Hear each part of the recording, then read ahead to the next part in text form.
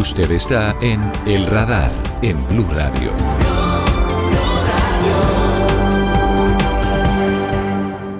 Esta semana la política colombiana nos ofreció un espectáculo que podría rivalizar con cualquier serie de drama político. Empecemos con el hundimiento de la reforma laboral en el Congreso.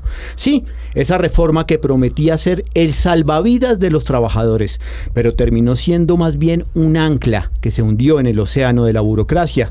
¿Quién necesita un reality show cuando tiene esto? Mientras tanto, las calles se llenaron de vida con las marchas de la consulta popular. Miles de colombianos salieron a expresar su apoyo, su descontento, o seamos honestos, a disfrutar del día cívico decretado por el presidente, porque claro, ¿quién no quiere un día libre para gritarle al sistema? Y hablando del presidente Gustavo Petro, no se quedó atrás en la Plaza de Bolívar con un discurso que mezcló poesía y política. Dejó claro que no quiere retroceder, un rockstar sin guitarra, pero con promesas de reformas sociales y de cambio.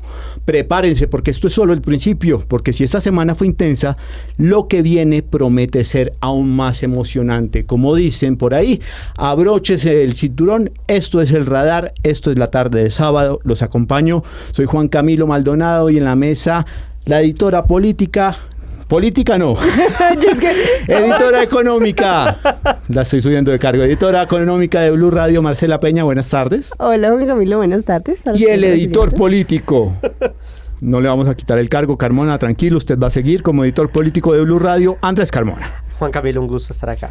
Un gusto para nosotros tenerlo, porque créame que necesitamos de ambos para entender todo este enredo. Comienzo con usted, Marcela. Una reforma laboral que buscaba reducir la jornada, que buscaba aumentar el pago de horas extras, de dominicales. ¿Era buena o mala la reforma laboral? Pues Juan Camilo, eso depende de a quién le haga usted la pregunta. Se la haga usted como trabajadora.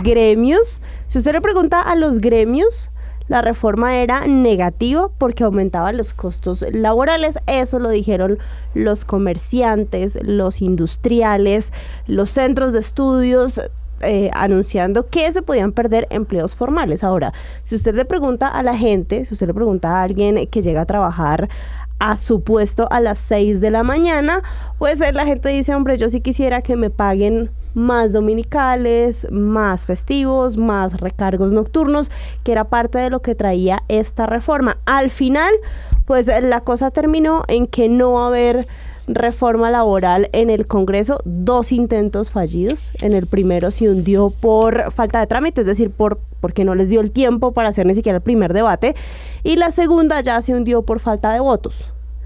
Entonces, en este momento, la situación es que no hay reforma y el gobierno está buscando los caminos a través de lo que puede hacer el gobierno de un plumazo, es decir, a través de decretos. 9 decretos se estarían preparando por parte del gobierno. Sí. ¿Ya se sabe un poco qué es lo que quiere sacar el gobierno por decreto? Es que más que lo que quiere, es lo que puede. O no lo que quiere sacar, lo que quiere imponer el gobierno por decreto de esa reforma laboral fallida. Pues sí, si dependiera del gobierno, pues el presidente Petro firmaría un decreto que diga auméntese los recargos dominicales y festivos, pero eso por decreto no se puede. Hay cosas que sí se pueden hacer por decreto. Por ejemplo, ¿cuál?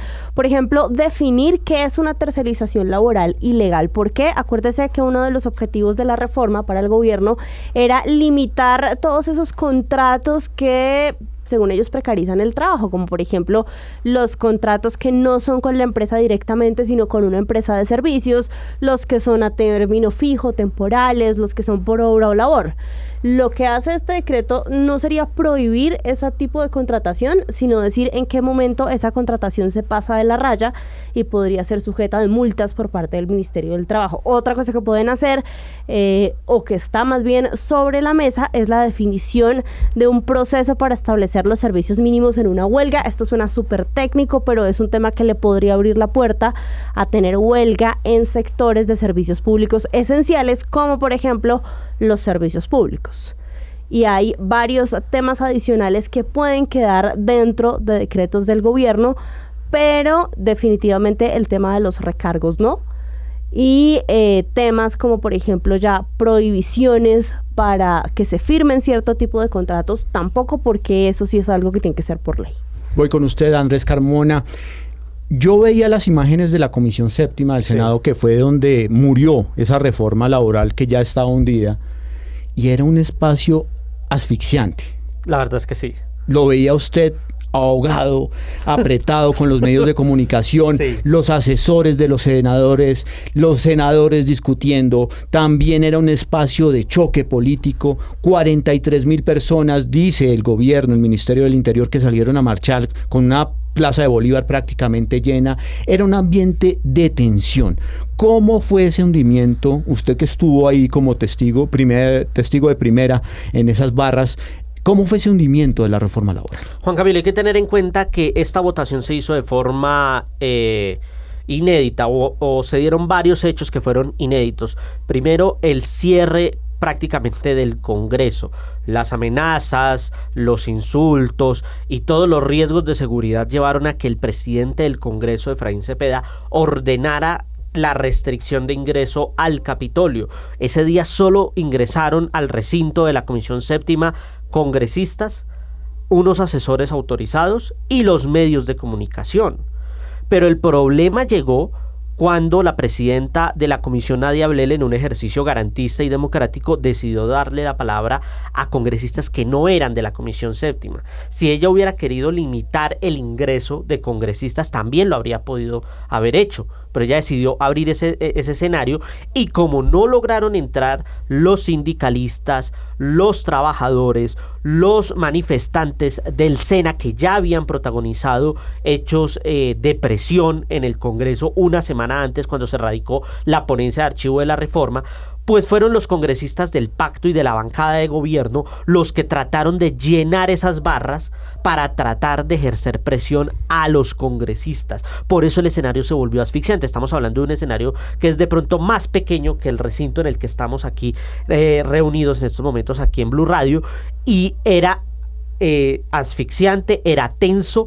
Cada intervención se leía por parte de su contradictor, cada palabra que se daba era para tratar de o salvar la reforma o hundirla, y cuando empezaron a intervenir los integrantes del pacto, en ese momento que Nadia Ablel les otorga, se van caldeando los ánimos al momento en que la presidenta Ablel tiene que tomar una decisión, y es: ya hay suficiente ilustración, vamos a votar.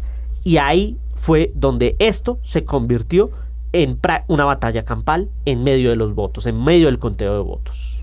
Ese es el inicio. Ese es el hervidero. Se los muestro de la siguiente forma. Eso es como cuando uno prende la estufa de gas y ahí está calentando el caldero. Sí.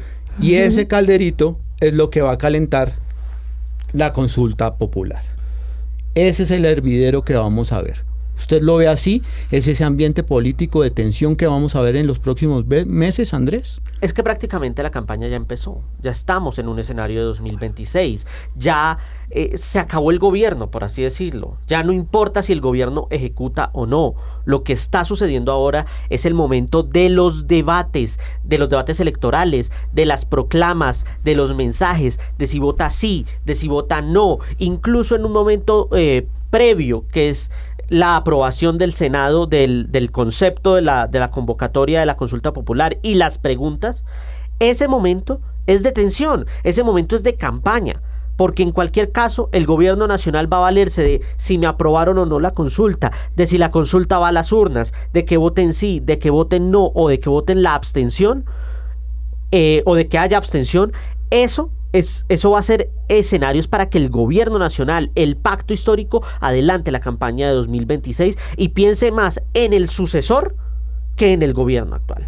Pues incluso en la oposición. ¿Ese hervidero político usted lo ve igual, Marcela, o tiene otra visión de pronto? Pues lo que pasa es que la reforma laboral al final del día es como el florero de Llorente, como la excusa de un tema mucho más amplio, porque como le digo, hay cosas que puede hacer el Ministerio del Trabajo para mejorar las condiciones laborales de la gente, desde decretos, desde políticas públicas, desde simplemente lo que han debido hacer desde el principio, que es mandar a los inspectores a las compañías a ver si están cumpliendo la ley actual, que en su mayoría no se cumple, porque más del 52% de los trabajadores en Colombia están en la informalidad. Es decir, es una lotería encontrarse un trabajador al que hoy le cumplan las reglas del estatuto que existen. Ahora calcule nuevas reglas, en parte un poco, eso era lo que decían los empresarios, pues lo que van a hacer es que si me ponen una vara imposible de cumplir, pues nadie la va a cumplir y todos nos vamos a seguir en la informalidad. Entonces esto es más como como un pretexto político para hacer las cosas de otro modo. Hay gremios diciendo, no, es momento de hablar de una reforma que flexibilice el trabajo y por horas. Y que abarate, entonces hablan de trabajo por horas, de nuevos modos de contratación, y eso, pues en mi humilde concepto, es echarle más fuego a la candela.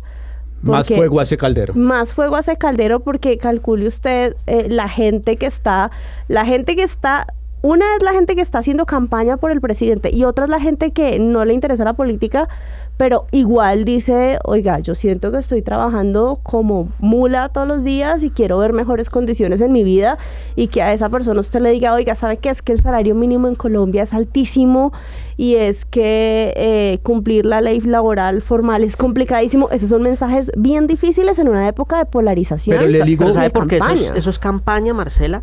Porque los 8 que hundieron la reforma laboral, sí, liderados por Miguel Ángel Pinto del Partido Liberal, el senador Pinto decía en Mañanas Blue y lo decía en el debate, hombre, no nos metamos a discutir 80 artículos que puede tener cosas positivas, bonitas o necesarias, como las que esgrime el gobierno, ¿sí? Dominicales, horas extras, la jornada laboral hasta las 6 de la tarde. Enfoquémonos en eso, en un proyecto pequeño, y no nos metamos a hablar de 80 artículos. Y la respuesta del ministro Sanguino fue, no, es que eso es una reforma bonsai, lo decía en entrevista con Recap Blue, eso es una reforma bonsai y nosotros no estamos para hacer reformas bonsais. Entonces, ¿para qué están? Y si además hoy hablan de 9 decretos, ¿por qué esos 9 decretos, usted que conoce más del tema, Marcela, y usted lo mencionaba, ¿por qué esos 9 decretos no se implementaron desde el día 1? ¿Por qué esos cambios que podía hacer el gobierno, que dice que ahora puede hacer sin necesidad del Congreso, ¿por qué no los implementó desde el día 1? Pues es que no puede hacer todos los cambios por decreto, ¿no? Claro. El tema de los dominicales y festivos es clarísimo que tiene que ir por ley. Eso es algo que puede haber consenso. Pero quiero volver a un punto antes, exacto, Marcela. Y la otra, perdón, Juan Camilo, la otra es que, pues, los senadores del Centro Democrático y de la derecha están asumiendo hoy el papel de hay que cuidar la empresa privada y no sé qué, pero porque están en la oposición. Porque ellos fueron los autores de la ley que redujo la jornada laboral, sí, que la está reduciendo hasta hoy, que en julio vuelven y quitan 2 horas y que está causando también sobrecostos a las empresas. Esa no fue una idea del gobierno Petro y ni siquiera del gobierno Duque, porque se aprobó a pesar de que a Duque no le gustaba. Ese es un proyecto de Uribe y un proyecto que tampoco le gustaba a los gremios, ni a FENALCO, ni a ninguno. Entonces, convertir la ley laboral en un campo de batalla, lo que está haciendo es que pues aquí nadie va a salir ganando. Es más fácil criticar que gobernar, Marcela, pero ¿se acabó el gobierno? ¿Se acabó el gobierno, como lo dijo Andrés, y comenzamos una campaña? No se acabó el gobierno. El gobierno, o sea, para usted, se lo pregunto por la llegada de Germán Ávila al gabinete. Un hombre que no tiene experiencia, un hombre que viene de pelearse también con el presidente Petro y en una cartera tan importante como lo es el Ministerio de Hacienda. Es decir, el ministro de Hacienda en estos momentos va a ser el presidente Petro. El ministro de Hacienda va a ser el presidente Petro y a Germán Ávila le toca resolver los problemas, y en ese sentido es que yo digo que no se acabó el gobierno.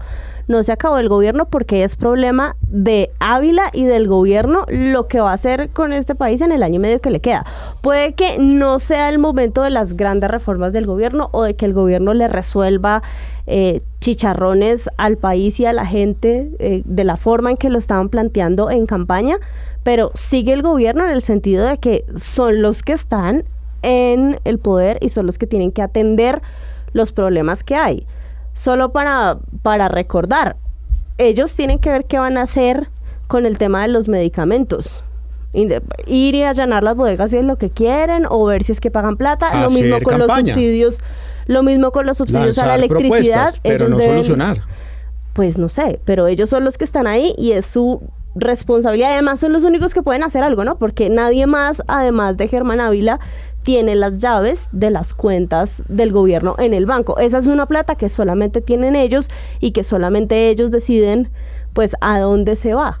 Tuvimos presupuesto por decreto, por ejemplo, porque no fue posible pasarlo en el Congreso y pues de esa manera están saliendo las cosas y ellos son los responsables. Germán Ávila es el que le tiene que poner la cara a las calificadoras y a los mercados y a todo el que le va a pedir plata, porque le van a seguir pidiendo plata hasta agosto del 2026. En ese sentido, el gobierno no se acaba. Les pregunto ahora sobre el discurso del presidente Petro.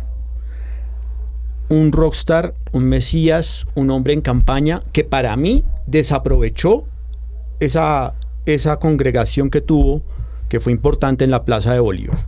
Para mí fue un copy-paste del discurso que dio en Aracataca, del discurso que dio en la locución, repitiendo lo mismo de la senadora insinuando que cree en Jesús con la cruz al revés, del último Aureliano.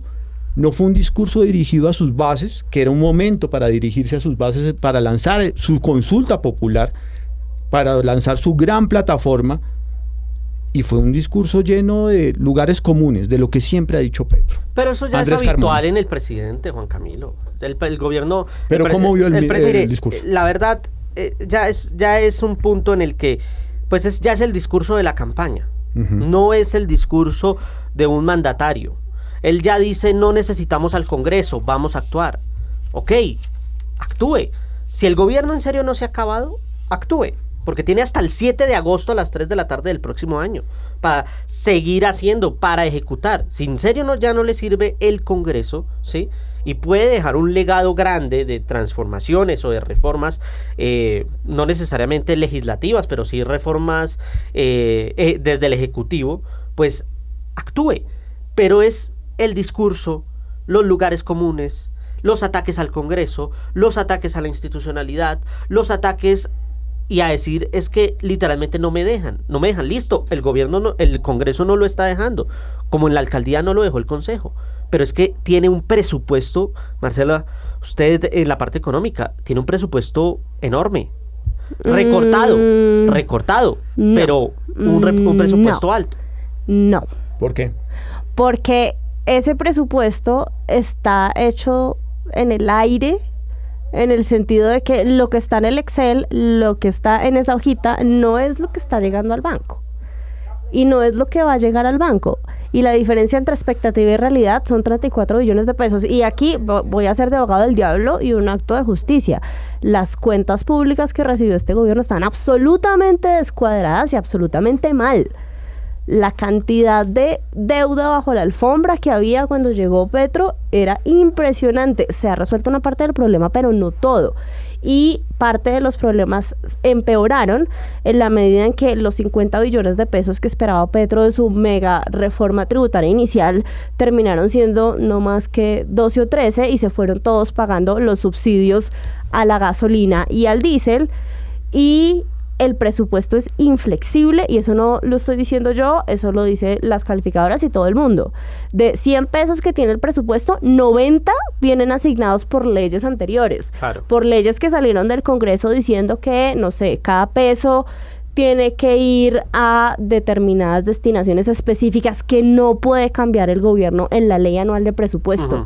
La inflexibilidad es espantosa. Al siguiente que llegue, después del presidente Petro, le toca hacer una reforma tributaria y una reforma a los gastos, porque si no hay una reforma de gastos, pues el gobierno realmente le quedan centavos del presupuesto para cumplir sus promesas. Sí, pero aún así el gobierno, aunque tiene muchas dificultades, tiene capacidad de acción, tiene capacidad de maniobra. Eso es lo que yo pues creo está en el poder.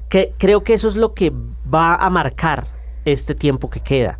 Pues sí, un gobierno en campaña, un gobierno en la plaza pública diciendo sí, no, consulta popular ya y demás, capacidad de maniobra, pero tratar de ver. La capacidad de maniobra puede ser que no se represente en el poder de la plata, pero se representa en el poder del poder, Marcela. En el poder de emitir decretos puestos y regulaciones, bueno, digamos que emite decretos y regulaciones, pero con una relación espantosamente mala con todos los sectores privados, con todos. Las regulaciones tampoco hacen milagros.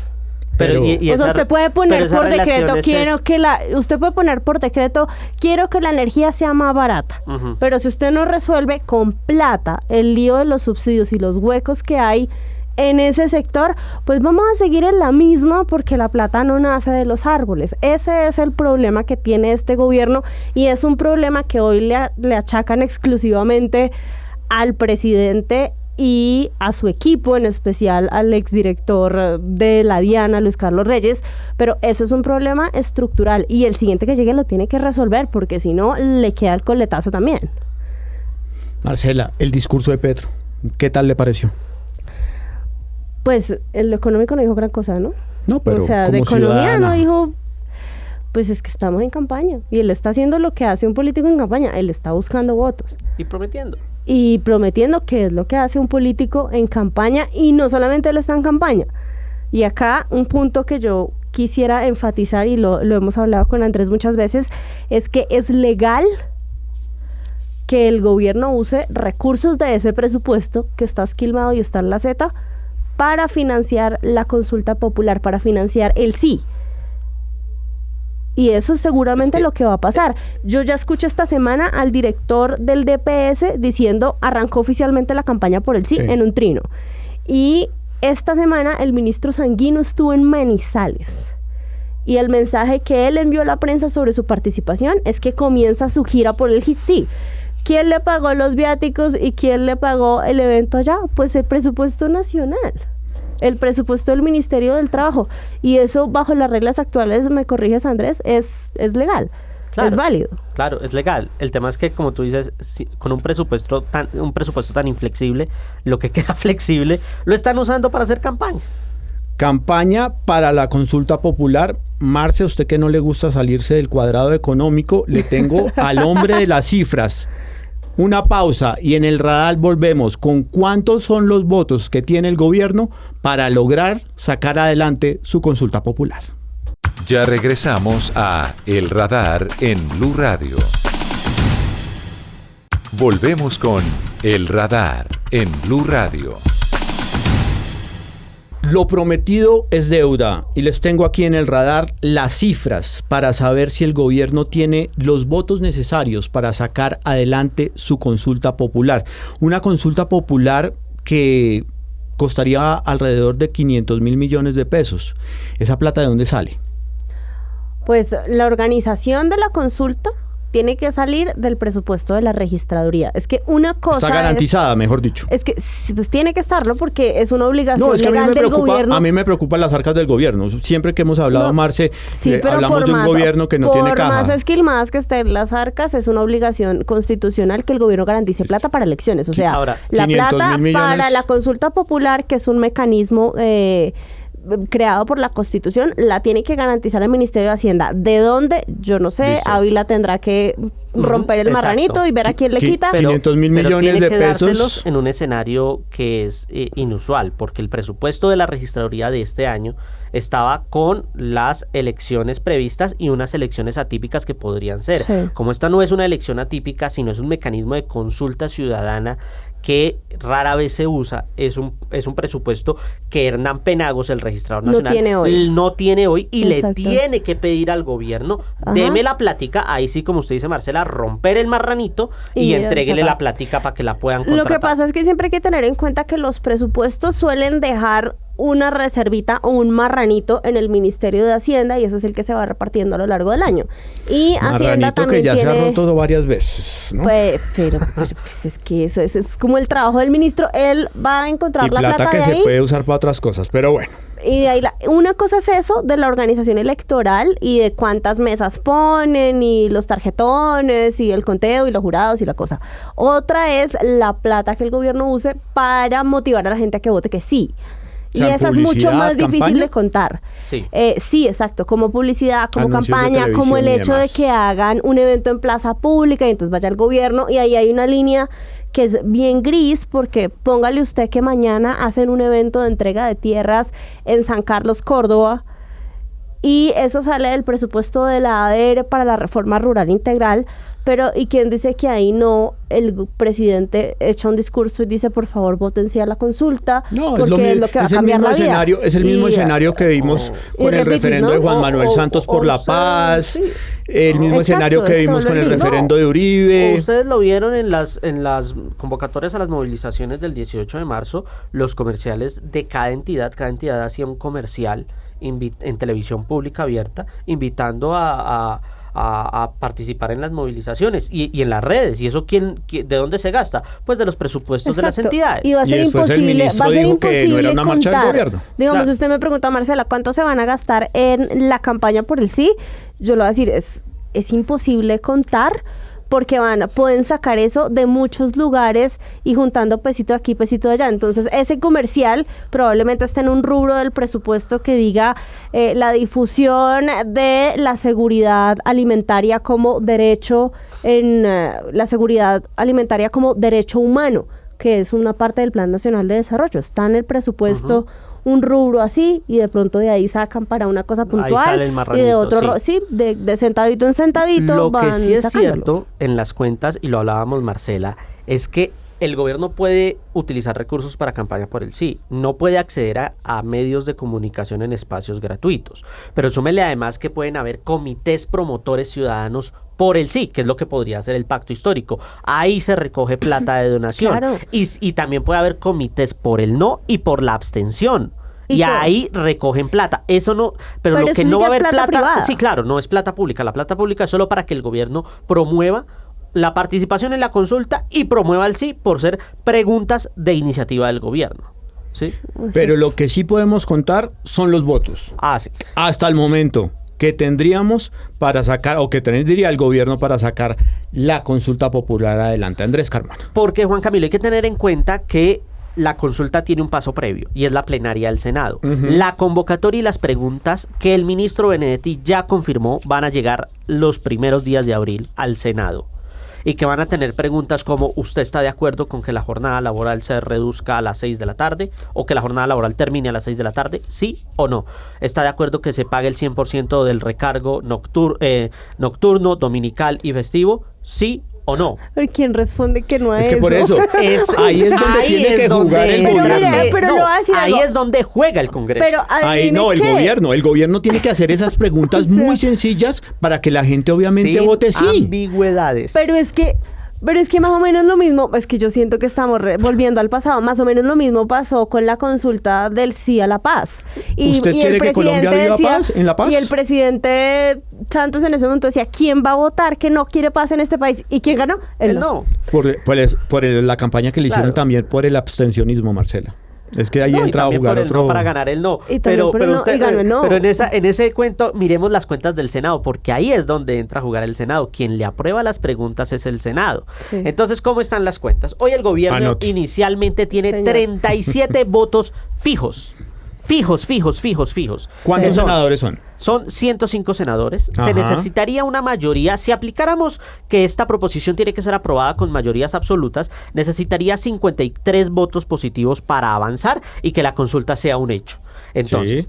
37 votos fijos tiene el gobierno por el sí, que son 20 del Pacto Histórico, tiene a los 7 de la Alianza Verde, tiene 3 del ministro Juan Fernando Cristo, que son los del En Marcha. Movimiento en Marcha, pero están dentro de la Alianza Social Independiente, Sí. porque la personería jurídica fue eliminada. Tiene los 5 de comunes y pongámosle un voto de las curules indígenas, que es el voto de Aida Quilcué.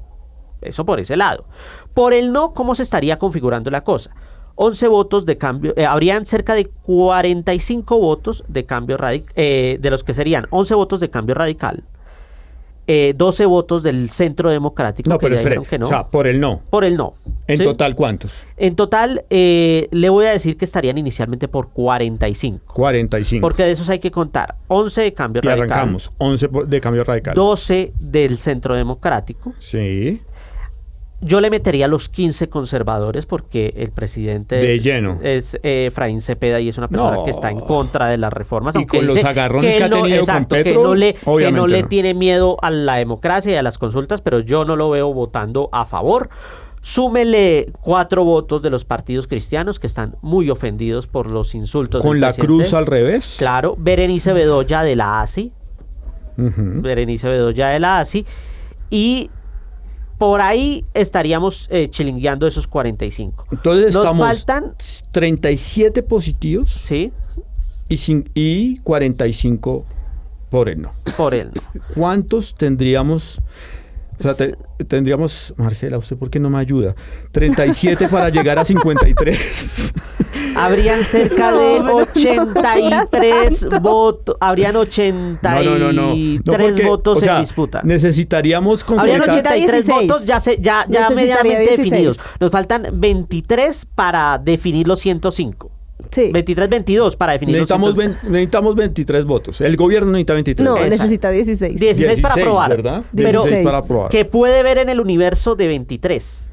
O sea, Ese universo de 23 de los 23 tiene que convencer a 16. Correcto. Para ponérselo. Exacto, Gracias, mejor. gracias. Y de eso, creo que somos como director del DNP, la matemática no es lo nuestro. No es lo nuestro. Pero bueno, No de es lo esos mío. 23 Ustedes sí saben. son 13 del Partido Liberal y 10 del Partido de la U. Ahí están algo que yo dije que es una palabra muy interesante, que son los raspables. Es decir, son esos votos que el ministro Benedetti podría traer aquí y podría lograr ese número mágico de 16 para aprobar. Entonces, ¿cómo está la cosa en el Partido Liberal? Hay 8 senadores que le corren al ministro Benedetti, que lo escuchan, que le atienden el teléfono, ¿sí?